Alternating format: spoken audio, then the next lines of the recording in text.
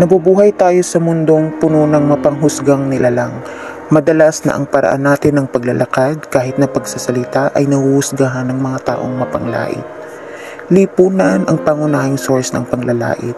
At sino ba ang lipunan? Tayo ang mga mapanglait at mapanghusgang mga nilalang na ang nakikita lamang ay kaibahan ng isang tao mula sa tinatawag na standard. Standard na ang lipunan lang din naman ang nagdikta. Pero walang bagay na permanente. Katulad ng hindi permanente ang pananaw na nakatanim sa utak ng mga tao. Ang mga bagay na sa paningin nila ay mali o katawa-tawa ay maaari pang magbago. Ang kailangan lamang ay may taong magpapaintindi sa kanila na ang pagkakaiba-iba ng mga tao ay normal, na hindi isang kamalian o kapansanan ang pagiging iba, lalo na sa usaping kasarian. Ako si Liam Areglo, narito sa harap ninyong lahat at isinusulong ang gender equality.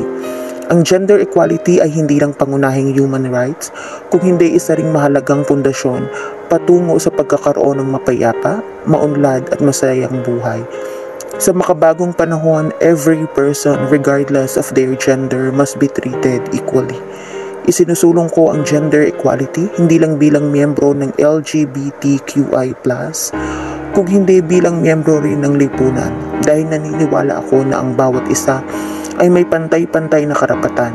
Bawat isa ay karapat-dapat irespeto hindi lang sa kung anong pasarian nila, babae man, lalaki, bakla o tomboy, o estado sa buhay, mayaman man, maikaya o mahirap. Kung hindi dahil lahat tayo ay tao, lalaki man o babae, bakla man o tomboy, payat man o mataba, mayaman man o mahirap, tayong lahat ay tao na humihinga, nabubuhay at mamamatay. Maraming salamat.